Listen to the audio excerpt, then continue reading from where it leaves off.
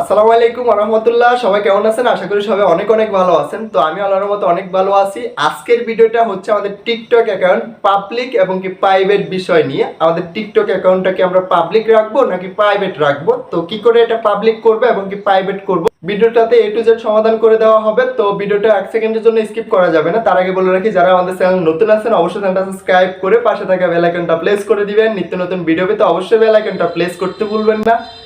তো টিকটকের দুইটা বিষয়, একটা হচ্ছে আপনার পার্সোনাল একটা অ্যাকাউন্ট, একটা হচ্ছে আপনি পাবলিক একটা অ্যাকাউন্ট। পার্সোনাল অ্যাকাউন্টটা হচ্ছে প্রাইভেট অ্যাকাউন্ট। তো প্রথমত আমাদের পাবলিক অ্যাকাউন্টে আসা যাক। পাবলিক অ্যাকাউন্টে আমরা কি করে পাবলিক অ্যাকাউন্ট অ্যাক্টিভ করব কিংবা প্রাইভেট অ্যাকাউন্ট অ্যাক্টিভ করব, এটা যে দেখিয়ে দিব।